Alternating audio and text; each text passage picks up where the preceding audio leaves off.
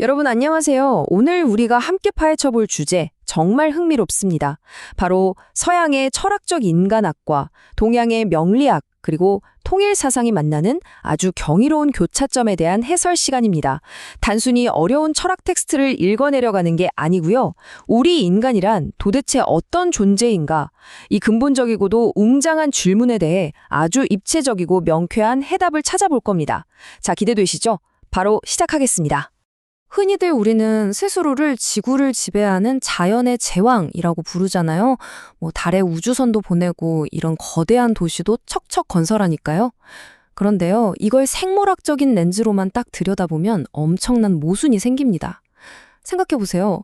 우리는 한겨울이 매서운 추위를 견딜 두꺼운 털도 없죠. 맹수와 맞설 날카로운 발톱도 없습니다. 게다가 태어나서 혼자 생존하기까지 어마어마하게 긴 시간이 걸리잖아요. 우주선을 만드는 존재가 생물학적으로는 이렇게 나약하고 결함투성이인 버려진 고와 같다는 거 진짜 이상하지 않나요? 어떻게 이런 나약한 존재가 세계를 주관할 수 있게 된 걸까요? 이 거대한 미스터리를 풀기 위해서 오늘 우리가 밟아갈 여정입니다. 첫 번째, 인간 본성의 거대한 역설부터 시작해서요. 이 결핍이 과연 저주인지 아니면 책임 분담인지 살펴보고 탈중심성과 격의적 존재, 그리고 생심과 육심의 통일을 거쳐 마지막 음양조화로 본 인간학까지 이 흐름을 쭉 따라가며 궁극적인 결론에 도달해 보겠습니다. 자, 그럼 첫 번째 장입니다. 인간 본성의 거대한 역설. 인간을 생물학적이고 형태학적인 시각에서 먼저 진단해 보겠습니다. 독일의 유명한 철학자이자 사회학자인 아르놀트 겔렌이 아주 흥미로운 진단을 내렸어요. 바로 인간은 결핍된 존재라는 겁니다. 독일어로는 맹겔베센이라고 하는데요. 사실 동물들은 태어날 때부터 그 환경에 완벽하게 세팅된 확고한 본능을 가지고 태어나잖아요. 그런데 인간은 안 그렇거든요. 겔렌은 이 치명적인 생물학적 결함을 메꾸기 위해서 인간이 스스로 제도나 문화를 만들어내고 그걸 제2의 자연으로 삼을 수밖에 없었다고 설명합니다. 그러니까 인간에게 문화라는 건 뭔가 여유로운 사치가 아니라 진짜 살아남기 위한 필사적인 발버둥이었다는 거죠. 이어서 두 번째 장, 결핍인가 책임 분담인가입니다.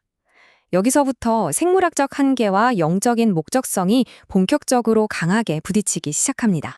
방금 말씀드린 겔렌의 좀 우울한 진단하고 굉장히 형이상학적인 목적론 사이에는 아주 팽팽한 긴장감이 흐릅니다. 겔렌은 인간을 자칫하면 환경의 노예로 전락할 뻔했던 자연의 고아로 봤잖아요. 그런데 통일사상은 완전히 다른 이야기를 합니다. 인간은 태어날 때부터 하나님의 성상과 형상을 닮은 아주 완벽하고 이념적인 신상을 지닌 거룩한 존재라고 선언하거든요. 자, 그렇다면 도대체 우리의 이 생물학적 결핍은 진화 과정에서 생긴 단순한 실패작일까요? 아니면 뭔가 더 크고 위대한 그림을 완성하기 위한 완벽한 설계일까요? 이 팽팽한 모순을 속 시원하게 풀어줄 핵심 열쇠가 바로 동양의 명리학, 즉 음양의 조화에 숨어 있습니다. 명리학적 관점에서 볼 때 이 생물학적 한계나 결핍은 그러니까 지지의 영역에 해당합니다. 이게 실패나 저주가 절대 아니라는 거예요. 오히려 반대로 양해에 해당하는 신성한 목적성이 싹틀 수 있도록 우주가 의도적으로 텅 비워둔 현실의 캔버스라는 겁니다. 동물이 그냥 프로그래밍된 본능대로만 산다면요. 인간은 자신의 자유의지를 듬뿍 발휘해서 이 척박한 결핍 위에서 스스로 책임 분담을 완수해내야만 합니다. 애초에 결핍이 뻥 뚫려 있기 때문에 우리가 땀 흘려 노력해서 참사랑과 가치가 넘치는 아름다운 심정 문화를 스스로 쟁취하고 꽃피울 수 있는 거죠. 세 번째 장입니다. 탈중심성과 격의적 존재. 이제 세계 속에서 우리 인간의 위치가 어디쯤인지 한번 살펴보겠습니다. 헬무트 플레스너라는 학자는요, 인간을 중심 이탈적 위치성을 가진 존재라고 불렀어요. 이게 무슨 말이냐면 동물들은 그냥 자기 본능이라는 중심 안에 편안하게 쏙 들어가서 살거든요. 그런데 인간은 그렇지가 못해요. 우리는 내 육체 안에 있으면서도 동시에 밖으로 쓱 빠져나와서 나라는 존재를 객관적으로 물끄러미 쳐다볼 수 있잖아요. 이렇게 자꾸 자기 자신한테서 거리를 두게 되니까 자연스럽게 마음속 깊은 곳에서 어떤 본질적인 불안감이나 취약성을 겪을 수밖에 없다는 겁니다. 그런데 여기서 또 한 번 엄청난 충돌이 일어납니다. 플레스나가 보기엔 인간은 자기 중심에서 자꾸 미끄러져 나오는 늘 불안하고 뿌리 없는 존재거든요. 하지만 통일 사상은 인간을 만물을 총합한 소우주이자 우주의 굳건한 격위적 존재, 즉 확고한 중심적 매개자로 규정합니다. 아니, 자기 중심에서 자꾸 이탈하는 존재가 어떻게 우주의 중심이 될 수 있다는 걸까요? 참 아이러니하죠.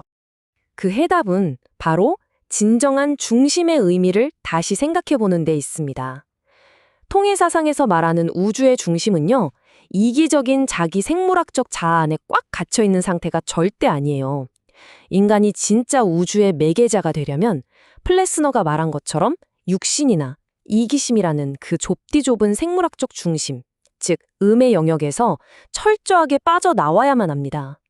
그렇게 나라는 한계를 깨고 세상 밖으로 활짝 개방될 때 비로소 우리는 타인과 만물, 나아가 우주의 중심과 조화롭게 에너지를 주고받는 이른바 수수작용, 즉 양의 에너지를 발산하는 진정한 주체로 우뚝 서게 되는 겁니다. 그러니까 중심 이탈은 불안해서 떨고 있는 게 아니라 더 큰 우주적 연결을 이루기 위한 완벽한 필수 조건이었던 거죠. 네 번째 장, 생심과 육심의 통일입니다. 이제 우리의 가장 깊은 내면, 의식의 세계로 들어가 보겠습니다. 현상학자 맙스 셜러는 인간의 내면을 마치 치열한 전쟁터처럼 묘사했습니다. 무조건 살아남고자 하는 맹목적인 생물학적 충동인 드랑과 진선미 같은 높은 가치를 추구하는 고차원적인 정신인 가이스트가 매일 치고받고 싸운다는 거예요. 셜러는 이 고상한 정신이 저급한 충동을 꼭 억누르고 객관적인 가치 서열을 확립해야 한다고 굳게 믿었거든요. 근데 이렇게 되면 좀 슬프지 않나요? 인간은 죽을 때까지 내면이 두 갈래로 찢어진 채 갈등하며 살아야 하잖아요. 통일사상은 과연 이 지독한 갈등을 어떻게 풀어낼까요? 와, 이 차갑고 이원론적인 셜러의 주장을 완전히 부드럽게 녹여내는 따뜻한 통합의 구조를 한번 보세요. 통일사상에서는 진선미를 추구하는 생심과 밥 먹고 생존하려는 육심을 결코 서로 서열 다툼을 하는 적으로 보지 않습니다. 그 정중앙에 딱 자리 잡은 심정, 즉 사랑을 통해서 기쁨을 느끼고자 하는 그 뜨거운 정적인 충동이 바로 마스터키입니다. 이 심정이라는 따뜻한 도덕적 온기 안에서 내면의 생심이 육심을 부드럽게 주관하며 원만하게 수수작용을 이룰 때 본능은 억눌러야 할 골칫거리가 아니라 도리어 사랑을 실천하는 진정한 도덕적 동력으로 승화되는 겁니다. 밖에서 억지로 강요하는 차가운 법칙이 아니라 내 안의 사랑으로 자연스럽게 세우는 조화의 질서라는 거 정말 대단하지 않나요? 드디어 마지막 5번째 창입니다. 음양 조화로 본 인간학. 이제 지금까지의 이야기들을 모아서 궁극적인 큰 그림을 완성해 보겠습니다. 오늘 우리가 나눈 모든 분석을 하나로 쫙 모아보면 이렇습니다. 현대 철학이 밝혀낸 인간의 취약성, 즉 결핍이나 불안은 통일사상의 그 웅장한 인격론을 무너뜨리는 모순이 결코 아니었어요. 명리학의 음양조화 원리처럼 이 둘은 기가 막히게 서로를 완벽하게 보완하고 있습니다.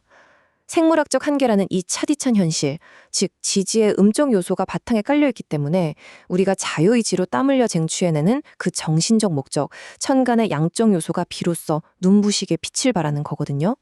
이 극과 극을 하나로 단단하게 엮어내는 힘, 그것이 바로 우리 인간의 고귀한 책임 분담이자 사랑입니다.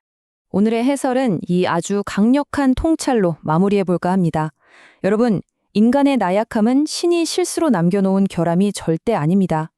그것은 하늘이 우리에게 부여한 천명이라는 목적성의 씨앗을 현실이라는 척박한 토양 위에서 부단한 자기 초월과 사랑의 실천을 통해 스스로 꽃 피워내라고 마련해 주신 거룩한 여백입니다. 우리의 본성은 태어날 때부터 고정되어 있는 게 아닙니다. 끊임없이 진정한 주체로 되어가는 엄청나게 역동적인 과정이죠. 자, 그렇다면 여러분, 우리에게 주어진 이 텅 빈 결핍의 캔버스 위에 오늘 하루 어떤 모양의 아름다운 심정 문화를 스케치하시겠습니까? 오늘 밤엔 이 질문을 한번 깊게 음미해 보시길 바라면서 이번 시간은 여기서 마치겠습니다. 끝까지 함께해 주셔서 진심으로 감사합니다.